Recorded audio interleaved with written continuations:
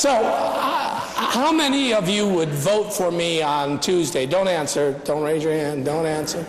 Because you're never going to get that chance. Because there's two reasons why you will never get the vote for me, because I would never get elected.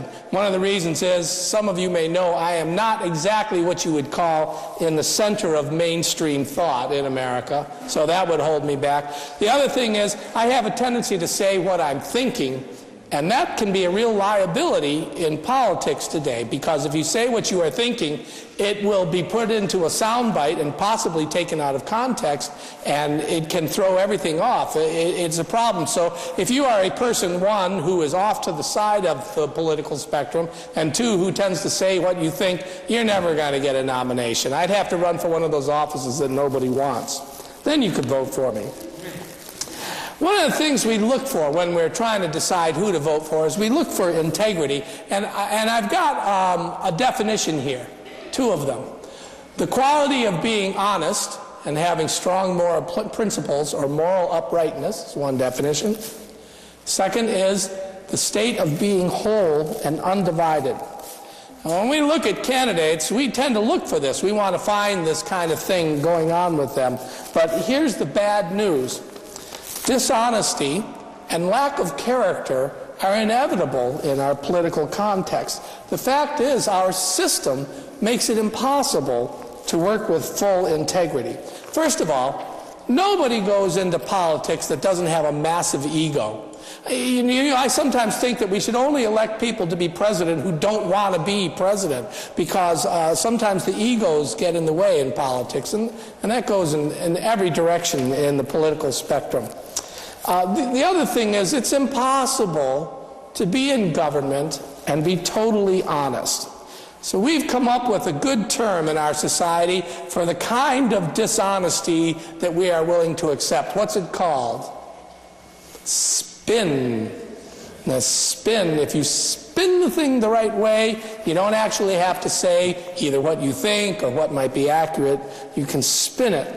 And we've gotten used to that spinning. We've gotten used to restating something, so it sounds like it's honest and consistent, but it might not be. And how do you feel when that's happening? Do you notice it when you're being spun? How many of you feel like we should just get to this point? We could save a lot of money and time if we would just put the candidates on their commercials facing each other, and the one can say, did so, and the other one can say, did not, and just go back and forth like that, and then reverse the picture, and everybody's spinning, and we don't know. We don't know what to think. It happens all the time. Spin is part of it. Our current political system demands it, and it's nothing new either. Who's James G. Blaine? Anybody know? He was once the Speaker of the House of the United States and a senator from Maine. And he ran against Grover Cleveland. That was the picture that was up earlier for an election. And they had a slogan that they said when Blaine was around. They would say, Blaine, Blaine, James G. Blaine, the continental liar from the state of Maine.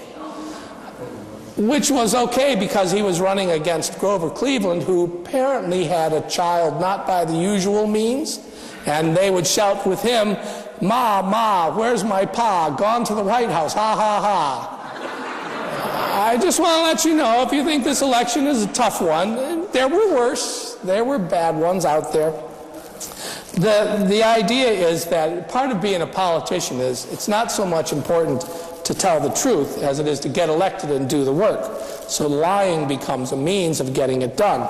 And you do it all the time. How many of you have told a lie? What about parents? How many of you have lied to your children in order to get them to cooperate with you today? Okay. We all do this. We spin to get cooperation, and it happens in politics all the time. So truth-telling, as it turns out, is not always as simple as we would like it to be, because there are some very complex issues that have to be dealt with in the political system. They get involved, the politicians do, in these very tough things, and then we want them to answer yes or no questions about it. For example, you might hear reporters say this: Do you support the bipartisan effort to limit the environmental impact of big box stores building on federal marshland in rural states when those investments when those businesses are funded by out-of-state corporations or businesses with investments in the Cayman Islands, when there are comparable independent businesses within 72 miles of the development? Or are you against jobs for hardworking Americans? And we ask this kind of stuff of our politicians, and we want them to give us an answer, and it just can't be done. I think most of the time when our politicians are not straight with us, it's not necessarily a nefarious plot. It's just that sometimes they might be trying to enrich themselves by working in government, but mostly it's not that. Mostly it's just that we are asking them to supply a simple answer to a complex problem, and it can't be done. And that's part of the problem that's going on. Another reason you can't have integrity in politics is you have to compromise. Sooner or later you're going to have to shake hands with the devil. If you think of integrity as holding a consistent position, you will be disappointed in your politicians because they simply can't do it. If they do hold a consistent position throughout their career, things won't get done.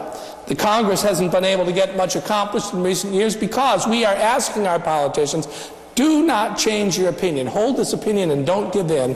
And consequently, they can't compromise and can't get things done. You've compromised, haven't you? Have you ever compromised with someone? Do you know what happens here in church on many Sundays? I compromise. People complain to me that I only pick the hymns that I like. And I want you to know that that is simply not true. I sing music in church all the time that I don't like and often don't agree with. Is that true, Ruth? Yes. I do it because you like it and you agree with it and we are working together, and now you're going to wonder about it whenever we sing in church. I'm trying not to give it away with my face, but that's a problem in politics, too. To get things done, you have to work with people you don't approve of, vote for things that you hate, give support for one plan or another to get something else accomplished, and that's how the system works, and we beat our politicians up for that. And in order to raise money in the system that we have, you really have to make sure you have to be compromising. So, if integrity means always telling the truth, politicians can't manage it. If integrity means always doing the right thing, politicians can't do that either. Of course, there are those who are really way off base and might be always wrong, and that happens, but mostly there are politicians who are doing immoral things and that sort of thing, but mostly our politicians are just trying to get things done to serve the public.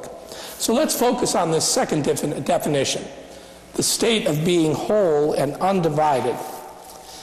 Now, you could point to some of history's monsters and say these were people that were undivided. They were focused on what they wanted to accomplish, but that's not really what we're talking about.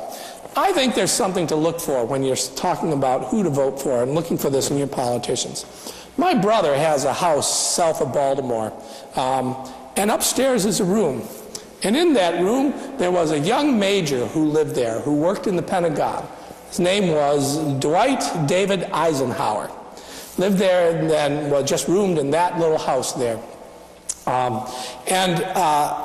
The thing about Eisenhower was, as a very young man in his 20s, he was in public service already. And he went on from there, and how much of his lifetime did he spend in public service? I think that's a key thing to look for sometimes in your politicians. Have they given of themselves to others throughout their life? Think about your candidates and what their lives are about, as much as you can, if you can find that information out. And second, integrity has more to do with us than it does with the candidates. Because the question is whether we can be whole and undivided. This has been a pretty contentious campaign. I don't know if more so than others, but it's been contentious. Do you think that all of the controversy will end when the election is over? No. I didn't think so. There's still a lot of division and emotion invested in this election, and what happens after the election is over? How do we live with integrity after the election is over? Well, here's what we have to do. Take a deep breath and let it go. We have to love those people who chose a different political path than us. We have to love them. If the Republicans win, it will be up to us to love them. If the Democrats win, it will be up to us to love them. If the Green Party wins, we'll all be surprised, but it will be up to us to love them. Can we think that it is okay to turn our backs on each other simply because of politics? Do you think Jesus would be okay with that? A great deal of our love is necessary, and it has to be spread around. You might have to write a letter to that new congressperson or representative or selectman or someone, the one that you didn't vote for, the one who won the election, and say that you are praying for them and will pitch in and help wherever you can. The United Church of Christ has been talking about, integrity. You know what is in the middle of integrity? Grit. Grit. You're going to have grit in this world. We are going to have to be tough. We are going to have to pick up that heavy load of whatever it is and carry it, because it is not an easy thing to love others all the time. And that's our task. Our task is somehow to find a way to love those people we disagree with. And that doesn't mean necessarily agreeing with them. It just means loving them. How many of you feel that you could love me even though on the political spectrum I'm all the way over here? Chip, can you love me if I'm all the way over here? All right. Did I go? I went to the right. Can we do it? Is that possible? Is it necessary? Is it tough? Yeah. Thanksgiving is coming, and there's always those jokes about the terrible conversations that happen at the Thanksgiving table. And maybe they're going to happen, but you just can't stop this truth that we have got to love one another. And we've got to take that into the voting booth with us and come out of the voting booth with us. And we have to be people of integrity who are not going to turn our backs on our brothers and sisters in this world simply because they disagree with us. That means that sometimes you are going to have to sing hymns you don't like. Can you do it? Amen. Amen.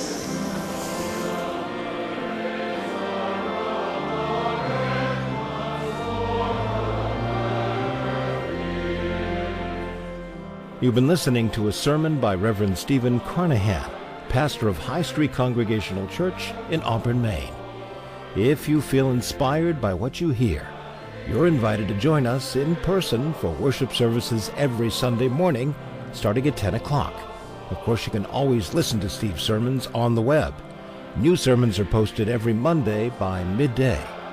Please explore this website for more information about our church, or visit our Facebook page at High Street Congregational Church, UCC, where you'll find the video version of Steve's sermons as well.